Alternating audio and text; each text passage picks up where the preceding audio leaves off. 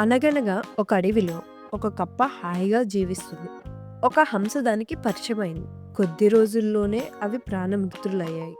ఒకరోజు కప్ప కొలంలో తామరేకులపై తేలుతూ హంస ఒడ్డున నిలబడి మాట్లాడుకుంటున్నాయి.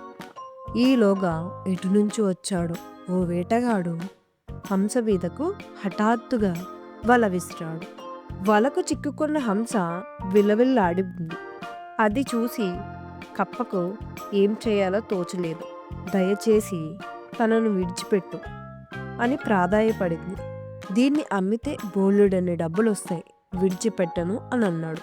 నీకు డబ్బు కావాలి అంతే కదా, ఉండు అని కప్ప వెంటనే నీటి మునిగి కొద్దిసేపుకి ముత్యంతో పైకి వచ్చింది. దీన్ని తీసుకుని నా స్నేహితురాన్ని విడిచిపెట్టు అంది.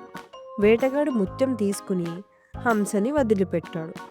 ఇంటికెళ్ళాక అతను చెప్పిందంతా విని భార్య ఆ కప్ప దగ్గర ఇంకొన్ని ముత్యాలు ఉండి ఉంటాయి, వెళ్ళి అవన్నీ తెచ్చేయి అని చెప్పింది.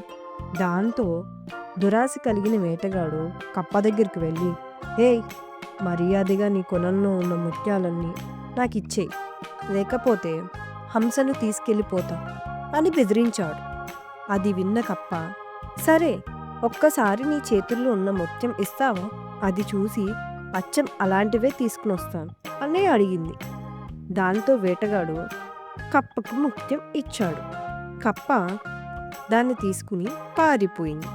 పోతూ పోతూ నా స్నేహితురాలు ఎప్పుడో దాక్కుంది, నీకేం దొరకదు, అత్యాశతో ఉన్నది కూడా పోగొట్టుకున్నావు, అనుభవించు అని అరిచింది.